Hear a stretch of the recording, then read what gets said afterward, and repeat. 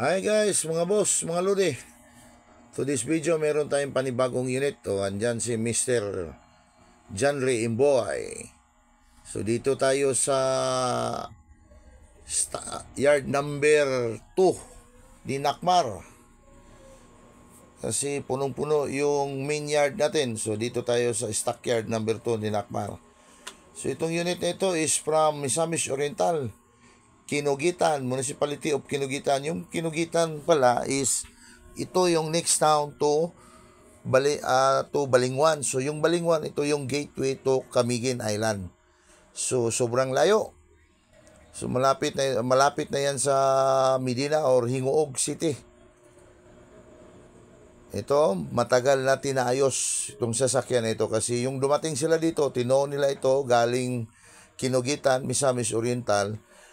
Kasi umaandar naman pero wala talagang pwersa. Ayan, tinuturo na kung anong sira dyan.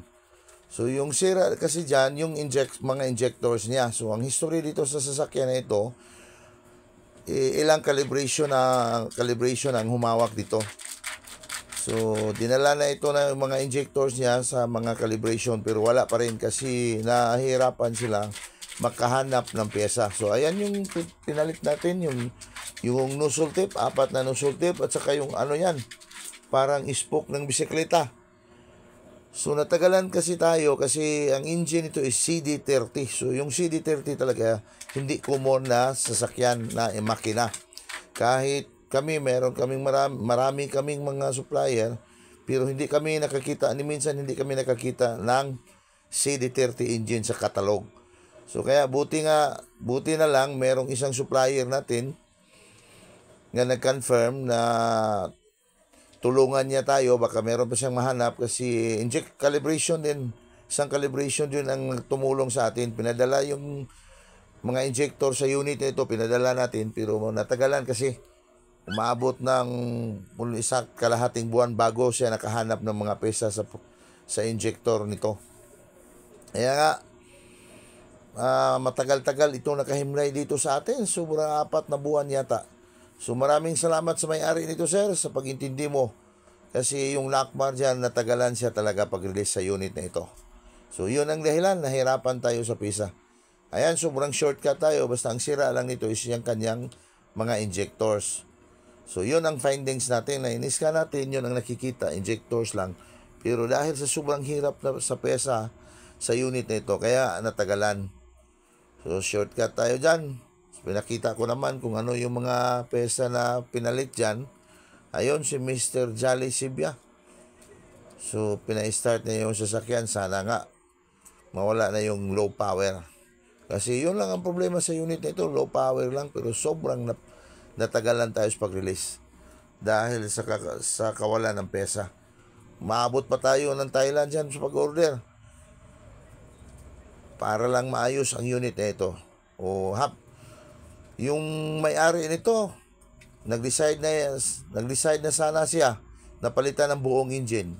Buti na lang meron tayong nahanap. Kaya humingi tayo ng dispensa. Bigyan mo lang kami ng kunting panahon, sir. Maayos yung sasakyan mo kasi meron na tayong nahanap na pisa. Ayan. Kaya nga meron tayong nahanap na pisa. Ayan. Nakabalik sa daan yung kanyang sasakyan. So, CD30 yung engine ito. Isang Nissan Bongo. So, mura lang daw ang bili niya nito. Mura dahil alam na nila sa nagbenta na mahirap talaga yung pesa. Yung problema kasi nito, mura, pero yung problema lang sa sasakyan nito, yung after service.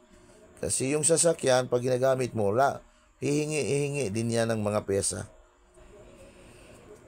So, yung after service lang ang problema nito. Kaya nga, nahirapan tayo sa mga injector. Kaya, binabalik-balik pa ni Jolly dyan, ni Jolly Sibia, pinabalik pa start. Ayan na.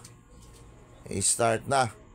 So, try niyang nirip, parang wala na yatang low power dyan. So, medyo malakas na yung RPM niya. So, ito lang ang problema. Pero kaso lang natagalan tayo. Kaya nga, laking pasalamat natin sa may-ari dyan. Kasi